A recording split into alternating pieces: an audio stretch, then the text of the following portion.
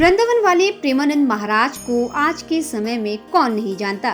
देश विदेश से लोग महाराज जी के दर्शन के लिए आते हैं और बस उनकी एक झलक पाने के लिए घंटों लाइनों में लगे रहते हैं।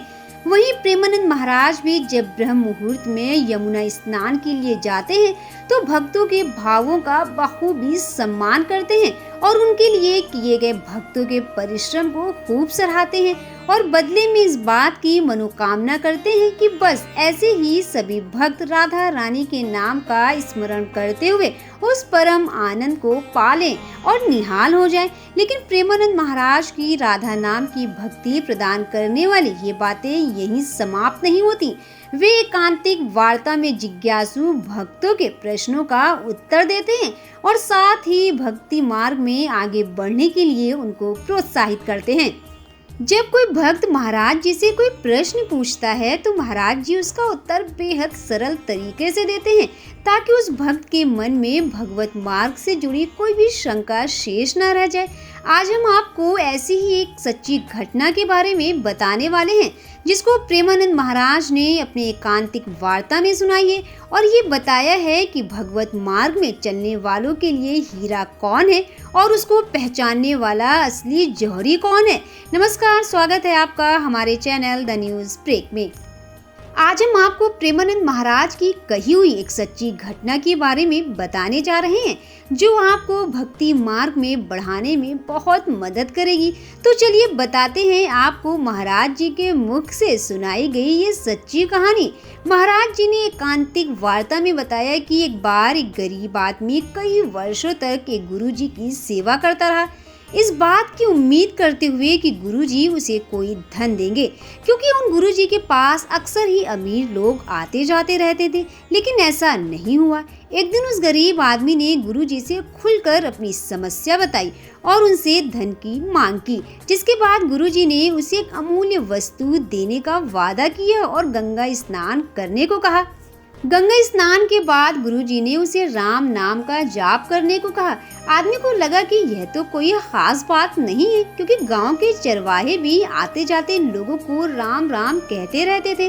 वह फिर से गुरुजी के पास गया और उनसे कुछ ठोस धन संपत्ति की मांग की। गुरुजी ने उसे एक हीरा देकर बाजार में जाने और उसकी कीमत पूछने को कहा। वह आदमी बाजार में गया और पहले सब्जी वाले के पास हीरे की कीमत पूछी। सब्जी वाले ने हीरे को पत्थर समझकर उसे कुछ सब्जियों के बदले लेने की बात कही। फिर वह बनिया के पास गया जिसने उसे थोड़ा सा पैसा देने की पेशकश की।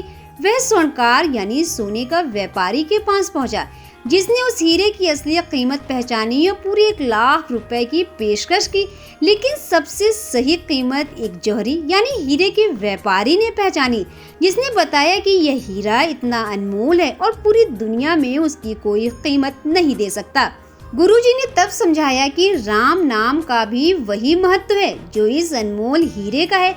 जैसे हीरे की असली कीमत जौहरी ही जानता है, वैसे ही राम नाम की असली कीमत केवल और केवल एक संत ही जानता है।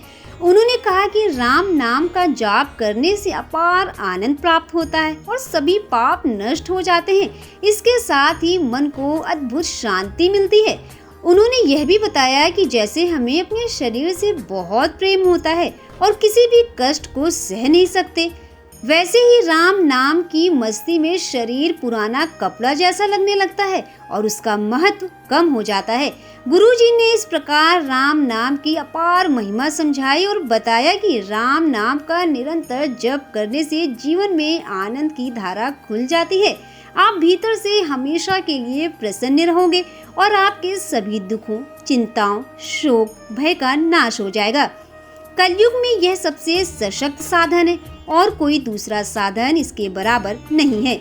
आनंद में प्रेमानंद महाराज ने कहानी का सार बताते हुए कहा कि इस कथा में गुरुजी उस गरीब को ये संदेश दे रहे थे कि राम नाम का जाप करते रहना चाहिए और इसका महत्व समझना चाहिए, क्योंकि यह जीवन की सबसे अनमोल वस्तु है जिसका निरंतर जप करने से हमें अद्भुत आनंद और शांति मिलती है।